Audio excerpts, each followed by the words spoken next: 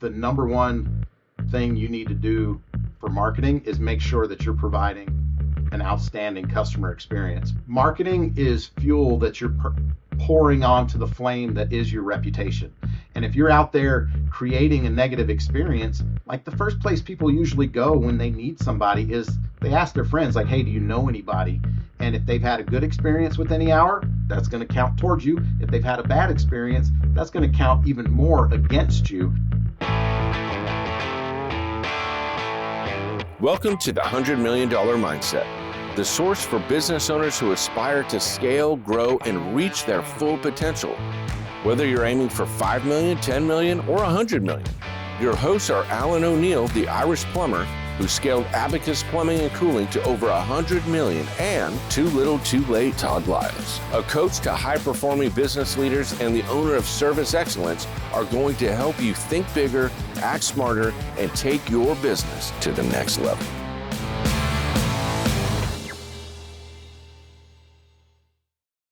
So what happens when you care about a company so much that it keeps you up at night, even though your name isn't technically on the ownership paperwork? Well, today's guest is one of those rare leaders that is behind the curtain. He's not the owner. He's not the founder. But he is the chief marketing officer of one of the largest home service brands in America. Today, we're introducing Mike Wilson to the show. He is the CMO of the Any Hour Group. Over $400 million in business, 23 different brands, 28 locations all over the U.S. He oversees the entire marketing engine. That's branding, lead generation strategy, and Mike actually started out as an electrician. He was even fired once by Wyatt, but he came back and he helped scale a local business into a national powerhouse. This episode is for anyone who works like an owner, even though they're not, and for anyone who builds from the inside out, for the operator who carries the weight. Mike, welcome to the show. Thanks, man. It's good to be here. Thanks for having me. I'm so happy to see you here. We first met many years ago, I think like in 2004 or 5 in St. Louis. You came out, you were part of the group that Wyatt came out. I think you guys were 4 or 5 guys, maybe even 6 in one hotel room, if my memory serves right. Does that sound familiar? That does. Yeah, that's way back in the day. It was way back in the day. And man, you've come a long way as well. And I'm so excited. I want to start off with our first segment here. I'm calling this from the electrician to the chief marketing officer. And I have a quote here that I've heard you say, and it's this: thinking doesn't accomplish anything. It's the action that helps. It's the action that does it, I should say. Now, Mike, you didn't come from a marketing background. You and I spent a lot of time on the phone before we actually had this conversation because I wanted to make sure that I had the details right. You started as an electrician and you have wore every hat from business to trainer to dispatcher to GM. And this is before you were fired during the recession of 2008. And years later, you actually came back to lead as one of the most successful marketing engines in the trade. So I want to start at the beginning. You didn't even plan to be in the trades, but something pulled you in. What was that? Well, I mean, to be honest, I was dating my wife. She was from Utah at the time, and we were dating long distance. I was living down in Arizona, and I was in construction, installing flooring, and our relationship progressed to a point where she either needed to move next to me or I needed to move next to her so we could see if this thing was going to progress, to marriage or not. And so she was in school. Like I said, I was just installing floors, so I knew Wyatt Hepworth. And I called him up and I was like, hey, do you have any work? Because I don't like moving to a place and not have a job already lined up because I like to be able to afford to live. Anyway, he had work and I moved up here. And when I got here, he helped me get licensed as an electrician because he was doing electrical work, remodels, new construction, anything that they could do back then. And it was Hepworth Electric. It wasn't Any Hour Services. And so I started as an electrician. And over the years, I was um, helping out. I started helping out more and more in the office doing things. And then one day I ended up negotiating and dealing with phone book companies. And placing ads, negotiating rates, coming up with the copy and the design. And back then, I couldn't get the phone book companies to actually make the ads look the way I wanted them to. And so I taught myself how to do like Adobe Illustrator and started creating the ads myself. And back then, that's what I thought marketing was creating ads. But I learned over time, year after year, being self-taught through marketing books, taking marketing courses, and then learning about principles of persuasion, direct response marketing from John Young, and year after year, trial and error, seeing what worked with people and what didn't. And here we are. I'm a CMO. What's the first year that you started working with Wyatt? 2001. So from 2001, and over a 7-year period, you went from being someone who was in the field, and we always know that when we have revenue generators in the field, we never get rid of them. And then you went into the position of overhead, which is sort of like, all right, I'm in management. But then in 2008, the recession hit, and you found out what a lot of people in overhead realize is that when overhead can't be supported, things change. So you were let go during that recession, even though you never saw this as a paycheck. It was always bigger than that, but you were let go. And I want to know, what did that season teach you? Well, looking back at it now, I have the benefit of hindsight and maturity to frame it in a way that serves me. I don't know that I was that generous back then At the when it moment, you were actually probably happened. pissed off, right? That's the knee-jerk response. It was out of the blue, But like I said, like I'm much more empathetic to how difficult of a decision that was for Wyatt at the time because it didn't actually happen in 2008. Like, I mean, he mortgaged his house. He was like selling things. He was doing everything he could to like keep the business afloat and keep as many good people as he could. And like I say, looking back now, I can understand where the decision came from and how it was hard. But yeah, it sucked at the time. You know, I had the thing that I learned during that season, I started out just being grateful because I had earlier that year I had started the process of getting out of debt and building up a 6-month emergency fund.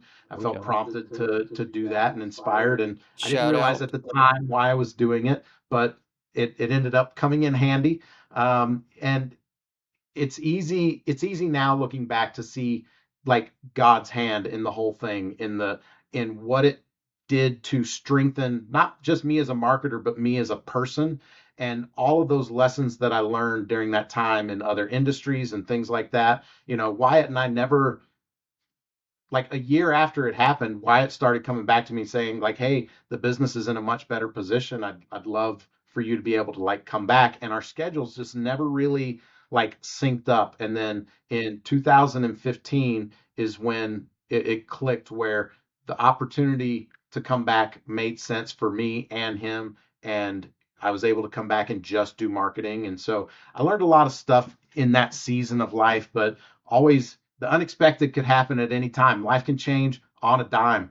And, they say, God laughs at us when we make plans, but I do believe that, he had a hand in what was going on. And looking back and having the perspective of faith and seeing like how God led me through that. There are times when I'm like, well, you led me through that. Couldn't you have like just led me around it so that I didn't have to learn those lessons? But sometimes the only way out is through, and we become better for it. I'll tell you, one of the conversations that I'll have with God sometimes is, I know that hardship teaches me lessons, makes me stronger, makes me better, and I should probably pray for them, but I don't want to, God. I do not want to pray for those hardships. But if you're going to give them to me, I'll take them. By the way, shout out to Dave Ramsey for that 6-month emergency fund, right? We're going to get some shout outs there. And when you left, I'm going to truncate this a little bit for the audience. You learned how to sell door to door. You really learned how to knock doors, sell window sidings. You ended up building a team underneath you. So it's not like you didn't do anything for 7 years. You did some big things. You learned a lot about leadership. And then at a point in time, it was time for you to come back. And when you came back to Wyatt, you focused purely on marketing. How was the new role shift for you? When you come back 2015, you guys were probably growing, but I doubt you were the size that you are now. So what was that role shift like for you in 2015 when you came on and said, okay, Mike, we want you to focus exclusively on marketing? It was really nice actually, because when I left, they were any hour was a lot smaller, and when you're wearing so many different hats, it's difficult to really go deep in one thing. And since I wasn't, an owner, didn't have equity in the business, it was hard for me because I wanted to be good at everything, but the thing that I naturally gravitated towards was that creativity and the marketing side of it. And so Wyatt recognized that. And when I came back, he gave me an opportunity to just focus on the marketing. And it was a lot of fun because now I could focus just on all of the different aspects of marketing and go deep there. Okay. Let's go back. I'm sure you're making decisions. Some of them were probably good. Some of them were probably kind of mistakes. What I want to know is I want you to go back to the first marketing decision that you made that was like, wow, okay, that was a game changer. That was significant. I'm going to do that again. Do you remember what that was? I think well, first I gotta say this because when it comes to marketing, one of the questions that I get the most is like, what's the number one thing you got to do for marketing? Because they think, especially in home services, they think marketing equals lead generation. But I really believe that the number one thing you need to do for marketing is make sure that you're providing an outstanding customer experience. Because when you go out and you actually then tell the community who you are, all you're doing is marketing is fuel that you're pouring onto the flame that is your reputation. And if you're out there creating a negative experience, like the first place people usually go when they need somebody is they ask their friends, like, hey, do you know anybody? And if they've had a good experience with any hour, that's going to count towards you. If they've had a bad experience, that's going to count even more against you. And so I just want to say that like coming in and looking at the marketing, any hour had done a great job of surrounding themselves and building the company full of people that believed in, like, we call it the win-win-win. I think uh, wherever it came from, I think it actually came from Jim Abrams back in the day, but like this win-win-win, this idea that the employees got to win, the customers got to win, and if you can provide a win for the customer and the employee in a way that the company can do that profitably, then the company wins, because then all of a sudden you're just scaling that model up as big as you can go. From a marketing perspective, the decision that I made when I came back in 2015, the first thing that I wanted to do was establish a really clear brand identity, a brand voice for any hour. And I was I read a lot of books, some on marketing, some on self development and stuff. But I read this one book called it was called Utility, but it was spelled YOU utility. And that led me to a book called, They Ask That You Answer. And like this whole concept of providing value to a customer, regardless of whether that customer is going to spend money with you or not, regardless of where they're at in that customer journey, whether they're at the top of the funnel, just like learning about, things that's going on with this need that they have, or if they're at the very end and we can help by providing information at the top end or by actually coming out and doing the service for you at the bottom end. So like I really leaned into our brand identity was I wanted to own the word help in this Utah market.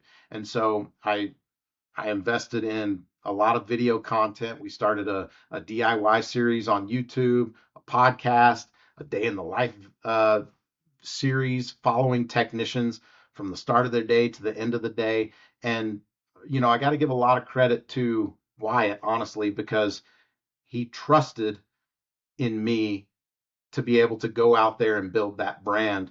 And as long as the leads were coming in, and it gave me a lot of like flexibility to go out there and do it in a way that, um, like, I don't know, I wanted to do it in a way that I believed in because, like I said, this wasn't It's interesting because I ended up becoming the face of the company or the face of any hour, especially in Utah, the face and the voice. And if I was going to be putting my name and my face out there, I had to be able to market in a way that was true to who I was. Well, was that because you were in the ads and the campaigns? Were you doing the Yes, voice work? Okay.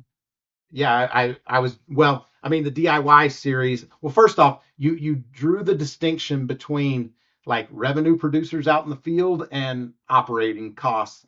And I I did not want to pull technicians off jobs to create this content. So I worked around training schedules. I luckily I had an old house that my wife was always saying like, "Hey, we need to fix this," and so we would make a DIY video on like how to do these types of things yourself, whether it was replacing an outlet, replacing a toilet, um, changing your air filter, like all of the different things that I just knew were things that were coming up in people's homes day in and day out where I and maybe I was projecting a little bit, but I knew that there was a certain segment of the population that if they didn't have to pay somebody to come out and change their filter, they didn't want to. They wanted to know how to do it themselves, or they've got a chirping smoke detector. Maybe they don't realize that there's a battery in that smoke detector and I should try changing that first, or whatever it is. But yes, I ended up being the, we'll call it talent, whether you want to say I'm talented or not, but I was the voice, I was the face, I was the one featured in everything, and I wasn't an owner of the company. Well, we're gonna go back to that concept, right? Because you mentioned the 6 month savings, and I know that's sort of a Dave Ramsey thing. I didn't ask you if you're a Dave Ramsey fan, but you smiled. And the thing that Dave's doing now, and I really think it's great content, is entree leadership, which is the idea that people aren't owners, but can we get them to think like leaders who own a piece of something? And it seems to me like that's what you're doing, right? Is you are acting like an entree leader, to use Dave's term. You also had told me when we were talking prior that you're not the smartest guy in the room, but that you won't have anyone that will outwork you. And you described working tons and tons and tons of hours and just you even said it's maybe not even healthy. So let's talk about how many days a week are you working and how many hours are you actually putting in? Don't be modest, be truthful here. How many days a week do you work? Um, unless 7 days a week. I'm not working as many hours on a Saturday and Sunday. Like on, Saturday morning, I'll hang out with the family. I might go play pickleball with the wife or something. But I, there is every day that I like either come into the office or log in and deal with things. And to be honest, like the weekends, I feel like I accomplish a lot more because there's not a lot of people around needing my attention and stuff. So it's a way that you know, it, it's a stressful job, especially these days when, leads are hard to come by. I feel the weight and the responsibility to generate those. And so the way that I, deal with that stress is I work more. And so coming in over the weekend really helps me alleviate some of that stress coming into a Monday morning because I can get ahead of things. I can do a lot of the foundational work because I know Monday I'm going to be in back-to-back meetings, needing to report on what happened the week before, what we're doing to improve the performance of things. And so I work. I don't keep track of the hours anymore, but 7 days a week is what I do unless I'm on vacation. And then when I'm on vacation, I tell my wife that there needs to be good internet so that I can still do a little bit of work and so that I don't go crazy. Yeah, well, I've been there before, and I really respect it. Part of it is what you guys are doing for your drive. What I would also say is that I do believe that you need to find some healthy boundary. White's my dear friend, and I believe he would agree with me, right? But at the same token, I don't know what you're running towards or for how long, because I do believe that a person can sprint and can even do a marathon if they know there is a big conclusion to the end. So maybe you're sprinting for that.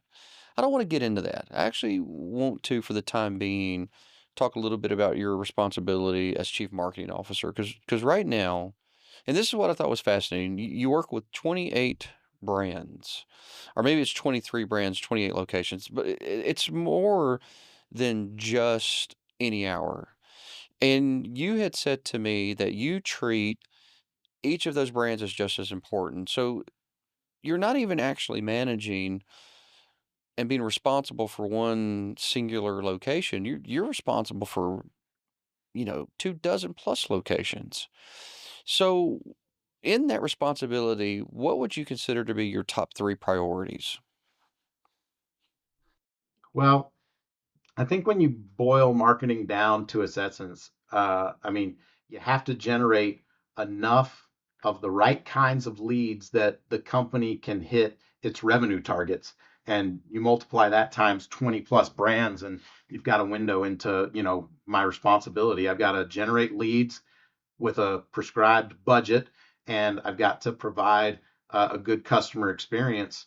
Um, and nowadays, as the CMO, the customer experience that I'm providing are to those 20 plus brands that are trusting their marketing, the production of those leads to our marketing team. And so, those are kind of the three main things. And involved in all of that, you've got to take into account brand voice, customer experience, like all of those things that you generally think of as marketing. But it boils down to all of that stuff is leading to generate a lead that will produce revenue to support the goals of the business. Okay. What's the thing that causes you the most stress in your position right now? When when there's not enough leads for one of the brands to hit their revenue goals. Oh, that's Um, real simple, right? well, it's easy to say, but that's something that I've always felt, even when I was just marketing for any hour services in Utah. You know, the times that were the craziest, the technicians, the operators, the service managers, the CCRs, the dispatchers, they're running around with their hair on fire in the summer, in the heat of summer and the cold of winter, because there's so much work. Those were the calmest times for me because there were plenty of leads. And so the most stressful times for me were the shoulder seasons, because I care about the people that I work with, and I care about doing a good job, and I know that the story that's being told whenever a technician has to sit is that we don't have enough leads. And where do we go to look for that? We go and we look at marketing. And I don't like contributing to a problem. I like to help be a part of the solution. So the thing that is most stressful for me is when leads are not there. What's your go-to in shoulder season? And here's what I'm thinking about, right? Great friend and mentor of mine is Roy H. Williams, and he does relational branding. He wants you to be the first person that someone thinks about.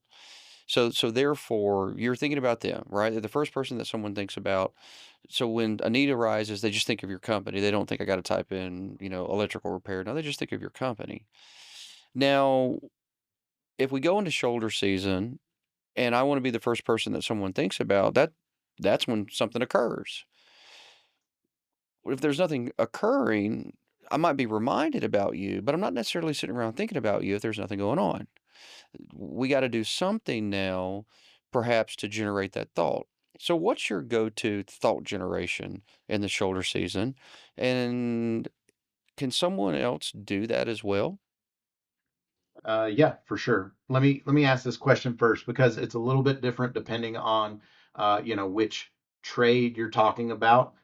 Is most of your audience HVAC, plumbing, electrical, a mix of all? Yeah, it's a mix of all the trades. I would even Okay. include your non-demand type trades that aren't based off seasonality, garage doors, handyman services, all of it. So where I've always leaned is maintenance. And the idea of an ounce of prevention is worth a pound of cure.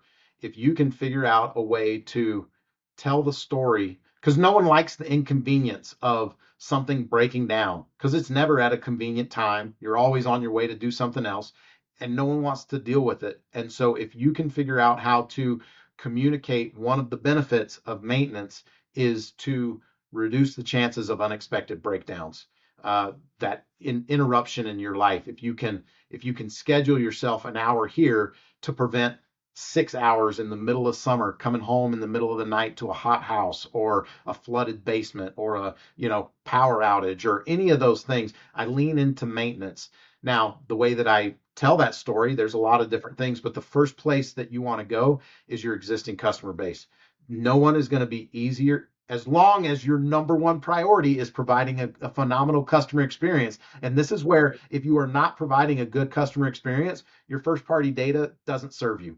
But if you are doing that and you've got that foundation of providing amazing service, you should be able to go back to your existing customer base because you formed a relationship with them and you start communicating. Now, there's lots of ways you can communicate. Your existing customers are going to be the least expensive to re-engage to do business with you. So you can do that through direct mail. You can do that through email. You can do that nowadays. My favorite is actually texting because you get such a immediate like gratification from that text, and you're just having conversations with them immediately. And so texts are, pennies per communication.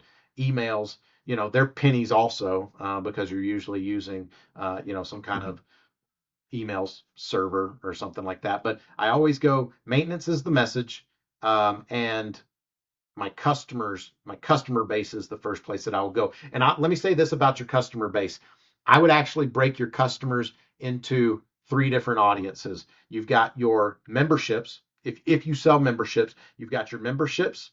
Then you have what I call current customers, and then you have what I call lapsed customers. And each of those are your existing customers, but your memberships are the least expensive to re-engage. Your current customers are the next, and then your lapsed customers are the next most expensive there. And all of those, even your lapsed customer, is less expensive to re-engage than a prospecting list, someone that doesn't exist in your database or hasn't done business with you in the last 10 years. Yeah, I think that's really great tips. I agree with you. This conversation came up with one of my Australian clients last week, and I said very similar things. And the other thing was they were thinking about like, well, what offer or what discount do I give these people to get them to go ahead with some sort of service? I'm like, that's not bad if there's a service that's pending. But if it's not a service that's pending, calling up with an offer or discount seems odd and out of place. Makes a lot more sense to call up to with a tune up. Unless your offer is you don't have a maintenance agreement and we want to give you maintenance at that discount. Then that makes sense. But a discount on a repair that you don't even know that exists is weird. It's like a doctor. Well, let me just chime in here because that is something that, if you've got your memberships, you're reminding them about the services as part of that membership. But I personally, I treat all of my current customers like VIPs. And what I mean is the one of the benefits from a marketing perspective is your ability to reach out to those people because you've got a built-in reason to communicate with them. You're reminding them about that service that they've already paid for or something like that. But your current customers, I reach out to them the same way as like, hey, I've got a responsibility. You as my friend, I need to remind you that like, hey, it's that time of year when if you value maintaining your furnace or your air conditioner, this is that time. And I am going to reward you as an existing customer with a discount. Normally we charge this, but for you, I'm going to give you this discount. So I do think that there is a place and you can craft a message in a way that doesn't sound overly salesy and sounds like you're turning that discount into you trying to serve them better. Mike, what I want to do now is I want to go into the next segment. And I got the next segment listed as media, metrics, and the modern mix. Um, you said to me, the cheese moved. Now you got to go get creative and find it again. I like that. So the trades are changing. The cost of leads is going up. And in this next section, I'm going to ask you to speak candidly about the current cost of PPC inflation, first party data, OTT, and why you think creative still matters.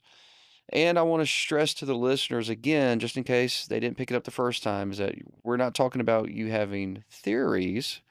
And at the same token, I also don't want to make it out to be like, you are the definitive man in marketing. No one knows better than that. You've made it very clear that you are just going to work. You're just going to work, paying attention, tracking the data. So as we talk about this next section here, this is your experience. And I want everyone to know that. And so I'm very grateful that you're being gracious about it. And I also just want to advise to the listener that, listen and understand what we're saying. This is Mike's experience, is what he's realizing. So let's jump straight into that. What's been the biggest challenging in marketing in the past 12 months that you've seen? The biggest challenge is generating demand leads.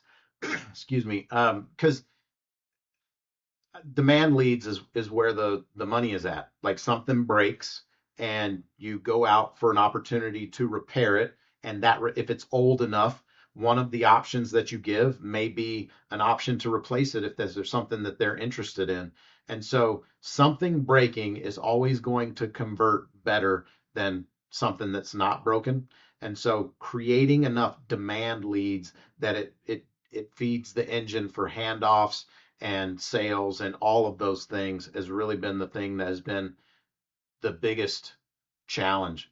But I also recognize that it's the challenge that probably everyone is facing, at least everyone that I talk to, regardless of, well, I'll say this actually, I think that smaller companies have an upper hand in lead generation than the big companies because it sounds bad, but like it's not meant to be a dig, but they have fewer leads that they have to generate. They've got a smaller engine that they've got to feed, and so the tactics and things that they can deploy easier as a small company than the tactics that you deploy as a big company. I remember being in um, a training. I think it was trainings that you guys used to do, and you used to give the analogy of an aircraft carrier and how it takes 7 miles. I think it was 7 miles to like turn an aircraft carrier 180 degrees.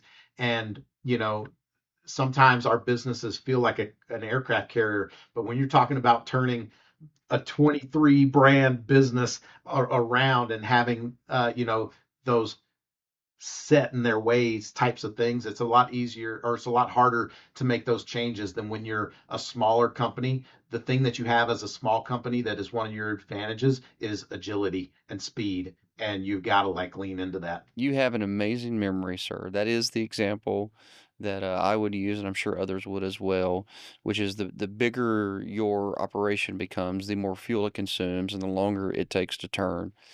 Now, to add upon that analogy, though, right, the thing about an aircraft carrier that is efficient is that it still has its fast deploy mechanisms. What are the things that we can launch off of the aircraft carrier, our fighter ships, and get things moving quickly? Um, but yeah, I mean, but to do that, that's also really expensive, right? Those targeted things are costly. So, but I think you say demand leads, and I think that's the thing that people really got to just take home. And from experience, demand leads are either they're down or there's just more people going after them, or what also could be probable is that the world of pay per click is just selling more of them. The lead volume is the same, they're just selling them to a lot more people. It seems like there's less, which is going to lead us into pay per click. In this world of pay per click, and we've already talked about this, but I want to unpack it for the audience. Is it still worth the spend, in your opinion, or do you think there are better plays? I think the smaller you are, the less worth Google is because of the cost. In most markets, you can't spend your way out of a lead problem, especially when you're smaller. And when you try and go up against somebody that, like if you're up against a company that has, a $6.5 million budget for their location, and you're looking at like, oh, I got 250,000 this year. Like you can't play the game at that scale. And so, like, is Google still worth it? Absolutely. I mean, it's the place where people go. Can everybody play the Google game? I don't think so. Not cost effectively anyway.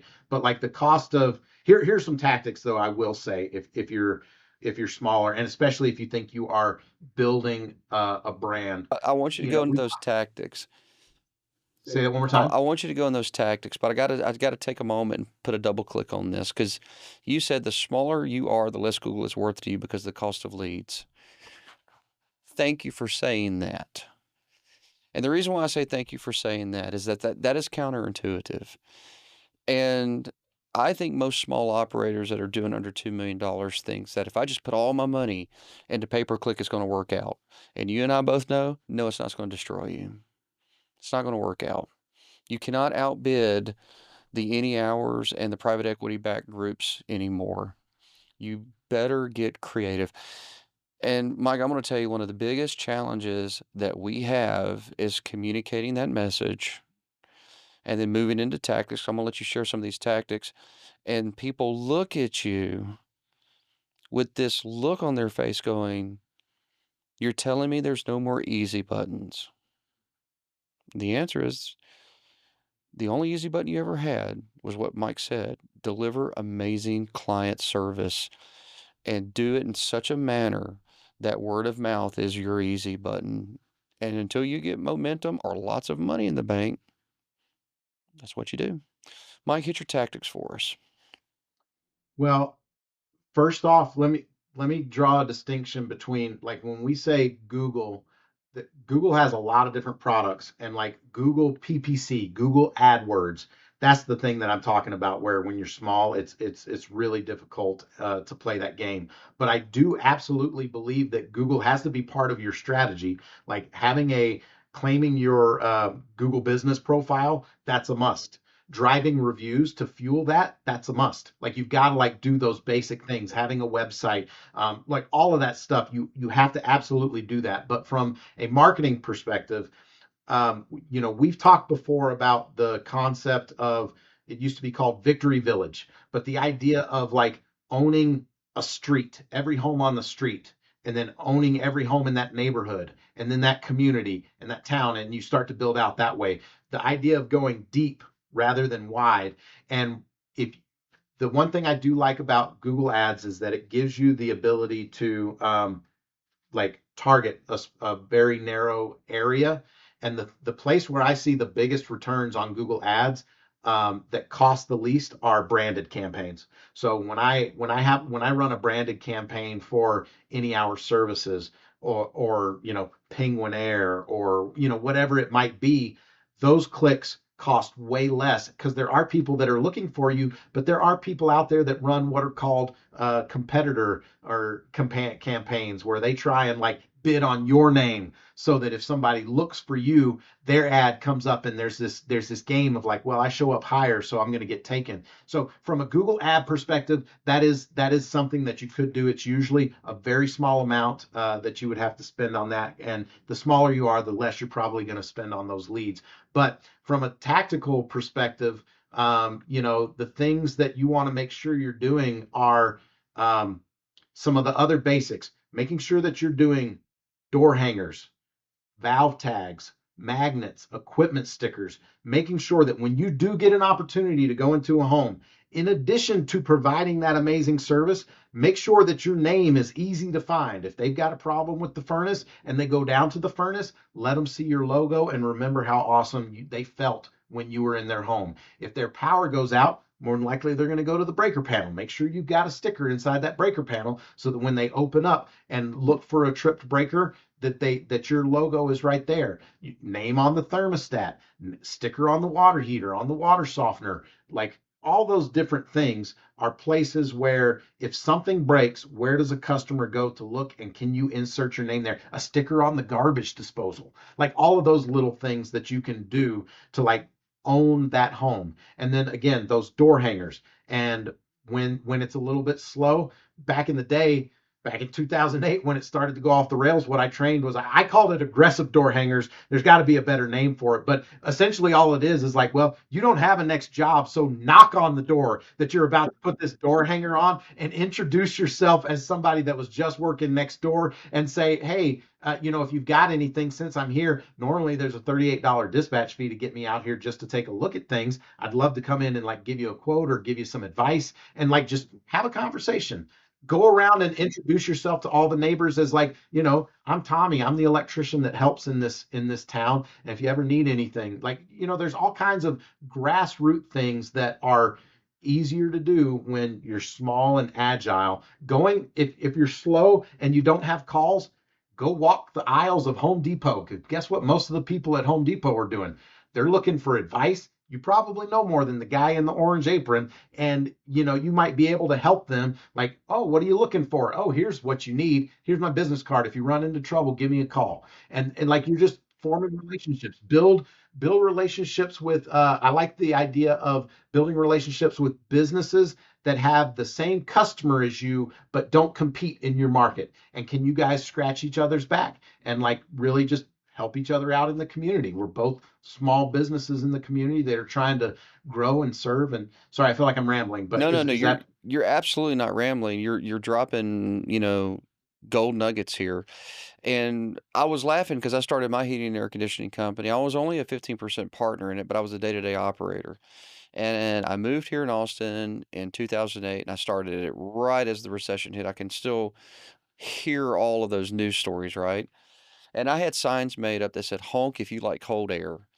And we would park, and like we had no work. I trained up these guys. I took a couple months to train them. I said, all right, guys, this is what we're going to do. We get a single call, a single call. We're all going to go to the entrance of that neighborhood. We're going to park a van on each side. Whoever's got the call is going to go there. And we got these signs, and two guys would hold up signs, and they thought it was the dumbest thing. They hated my guts until it started working. We'd hold up these big signs, honk if you like cold air, and we just wave, and it said Austin Air Rescue. And people would honk, honk, and and guys are doing the work, and then when they're done, now we got a reason. They've seen us in the neighborhood, honk if you like cold air. Same exact thing. We had door hangers. We'd knock on the door, and same exact thing. Hey, since I'm here, would you like me to take a courtesy inspection? And we got work from it. We got work from it. And it was only weird until it wasn't. You get one under your belt, you get that sense of confidence. You're like, oh, I know what to do. Not even what to say. You got to experience the body language. All right, so here's the thing. can I point out one thing that I think that was like brilliant that you did there, that coming from the door to door industry, and I'm an introvert. You wouldn't know it by watching any of my YouTube videos or listening to me on the TV or radio and stuff, but that's a character that I play.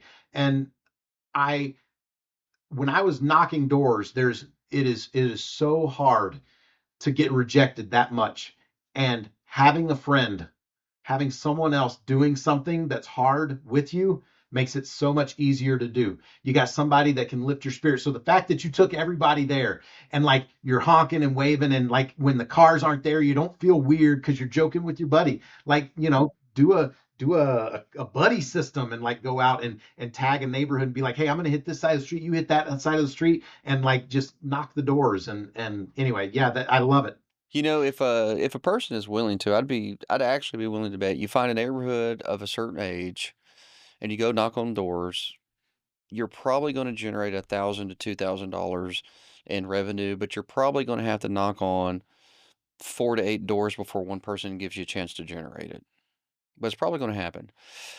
Okay, I'm going to add a resource that's inside of our community. It's not public, but I'm going to give it to people who want to become subscribers of the $100 million mindset. And it is our guide to guerrilla marketing. Mike, it was totally unplanned, but the things that you've covered here are in that guide, and they're really meant for small companies, and not just even small companies. You should be doing a lot of these things even as you grow, but they're meant for small companies that just like, I need leads.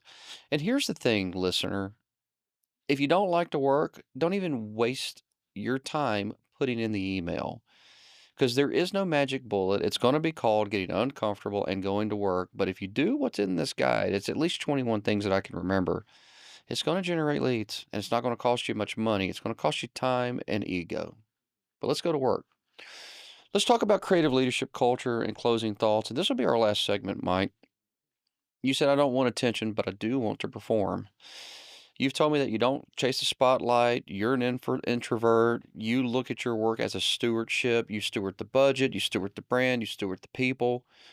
And in the closing segment, I want to explore the heart behind that hustle. You lead a team of creatives and operators. How do you manage both sides of that coin?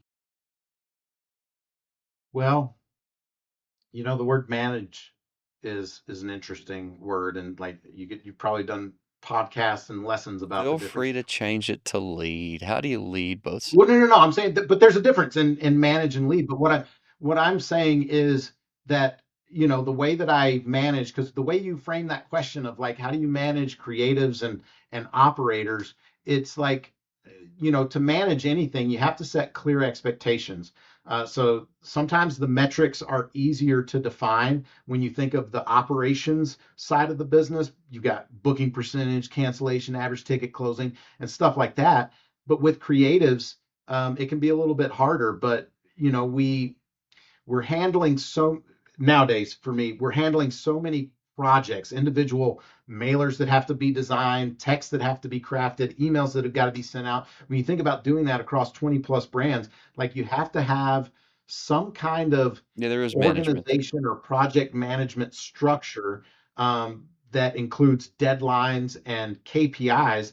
And then you have to manage to those types of things, things that, when I'm going to say when you're a smaller shop, but even when I was just any hour services, I didn't do those things at the level that I'm doing now when I'm having to keep track of so many things. So once you have a system in place to actually manage the tasks and you have KPIs to measure against, the important part, and maybe this is where the leadership aspect comes in, you've got to start managing personalities. You've got to start managing people. So like you've got to know who your people are and what motivates them, whether that's you just know them because you've spent so much time with them, or you have some kind of personality test that you use in your company. We leverage the color code as a personality test, because the way that you might have the same objective, but the way that you help a red personality get there versus the way you help a yellow personality get there, that's where your skills have to change. Like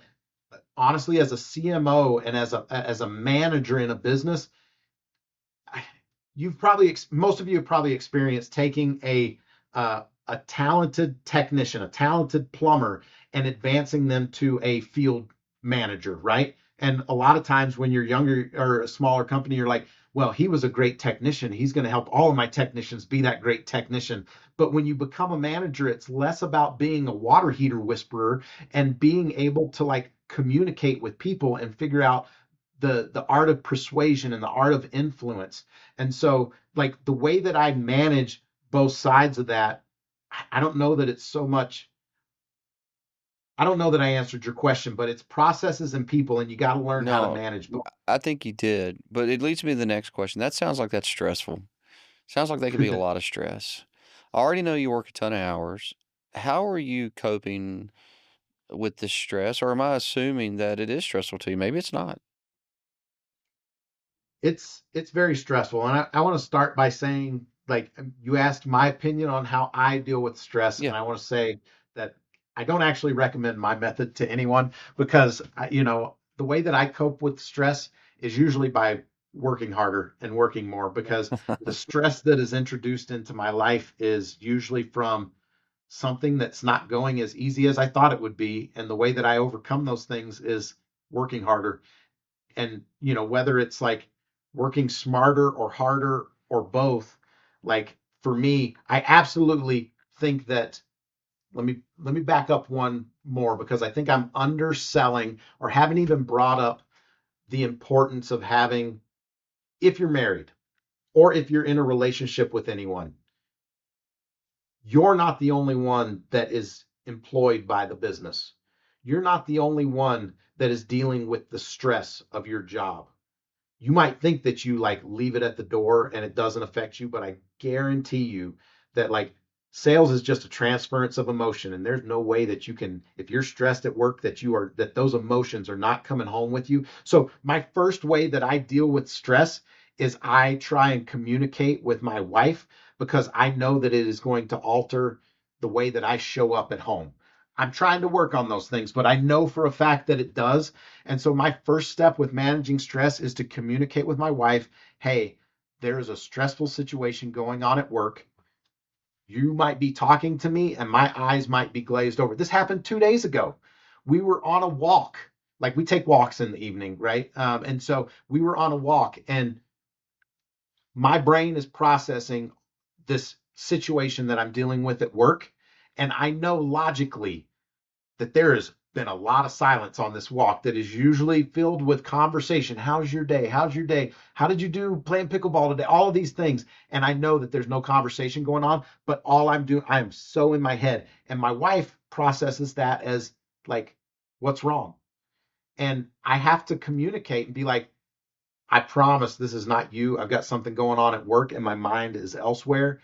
Thank you for like pointing that out. Let me try and like, be more present. And so like I deal with the same situations that everyone else does, but if you don't have a partnership at home that supports you and is willing to like understand where you're at, it makes the stress, it actually amplifies it, because then you come back to work where the, at least for me, where the stress is, and now I've got this extra stress of like a strained relationship at home because I know I'm not doing what I need to do. So anyway, the way I deal with stress, I try and have hobbies, I try and exercise, but with the hours that I put in, like I'm up early, I come into the office early. Luckily for me, one of my hobbies is pickleball. And so when I'm not injured, I go down to the pickleball courts, and from 8 to 10 o'clock when the lights go out at night, like I'll play pickleball. Luckily, my wife does enjoys that also, so she'll come with me. I try and go on walks. I try and get some fresh air. I try and get up from my desk and go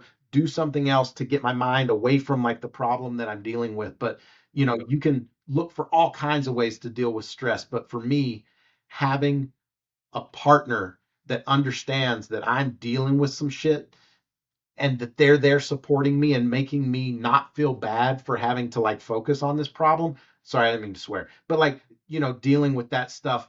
Um, that's my number one for dealing with stress, is having somebody that understands that I'm dealing with stuff and they're understanding and empathetic towards me.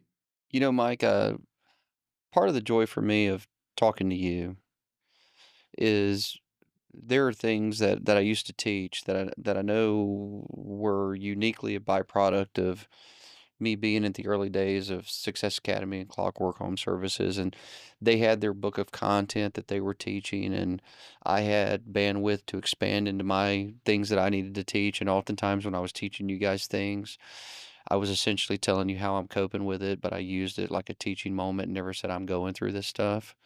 And what you just said about going home and talking to your wife, I can remember in almost every class sharing that with you guys, not because it was a core part of the content, because it wasn't. It was because I understood that when you leave here and you're going to be role playing, you're going to be learning something new, and you're going to be stressed, that's going to take bandwidth, and you need to check that with the people that love you. I would talk to you guys about having a conversation with your kids and your wife and saying this isn't going to be forever, and we're going to be a lot better off when it's done. And I said that to my wife for 3.5 years, to the point that I didn't know, Mike, but we were close to a divorce.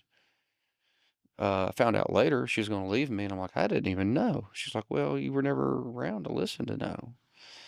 I also look back at that time and how I, under that stress, I got really close to God and I got really fat, both, right? And there are these will of life things that Zig Ziglar talks about. And he's like, not everything needs all of your attention all the time to stay healthy. But when one thing gets ignored and it goes flat, it'll get all of your attention. You are a grown man, but I care about you. I just advise you on those metrics that you talked about for marketing. Make sure you're paying attention to the other metrics too. Get those health metrics checked out. Know where it's at. Don't let it get caught up to you. I've had too many friends under lots of stress have that sneaky little artery disease they didn't have a clue about. These things are easy checks. Take a day, go get them checked. Because we want you here for a long time, Mike. You're a high valuable person to the industry and to your family. Can I say that Well, to you as a friend? I appreciate that, and it's funny that you say that, because when you go back on our YouTube channel, you can actually watch me get bigger and bigger and bigger. Oh, I'm not calling And you fat. I was telling you I was fat, but I'm just saying I know what no, but stress wait, does to you. I was. I ballooned up to like 285 pounds. Oh, wow. And then it got to the point where I had this moment where it was over a Christmas holiday, and I was playing racquetball with my son, And as any father knows, it should be super easy to beat your children in any kind of athletic event. Should be. And there was after in the middle of this game, there were moments where I remember thinking like, I know I could have gotten to that ball, but I didn't. And so anyway, I went on a journey. I lost, 55 pounds, got more active, and like I absolutely think that you you have to keep your health in check. You have to do those things, and that's why I say like I agree with you 1,000%. I What I'd like you to do in the closing question here is give your best piece of advice that you would give to a young marketer. Maybe a business owner that's been listening to this call and they're going, I need to implement these things. Or maybe someone stepping into a big organization like yours. But in a 60-second nutshell, your best piece of advice, what would it be? hmm, um, the first thing that comes to mind is when thinking of like a young marketer is speed over perfection. Quality absolutely matters, but as any creative will tell you when you ask them about like either a picture or a design or anything that they're working on, they can always look at it and find ways to improve it. And they say that good is the enemy of great, and I know exactly what they're talking about. But with some things, good is good enough. Good. I love it. Just get going, get started. I love it. Well, Mike, look, this episode wasn't just about marketing. It was about ownership without a title.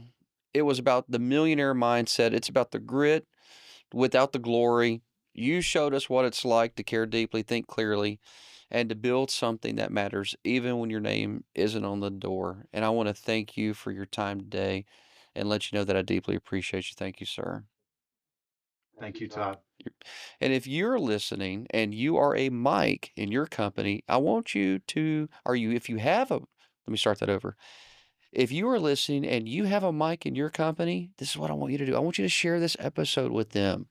Let them know that they are seen and that even though they're working very hard and they're doing it very quietly, that this episode is a reminder that you know that they are important and that you want to give them this as a resource because they too are part of what it means to have the $100 million mindset. Hey, thanks so much for watching the show this week. Head over to toddliles.com/mindset to get the show notes. Please make sure to like, subscribe, and follow so you never miss a new episode of the show. And if you enjoyed this episode, then share it. It really helps us get the word out. You've been watching the $100 Million Mindset with Alan O'Neill and Too Little Too Late Todd Liles.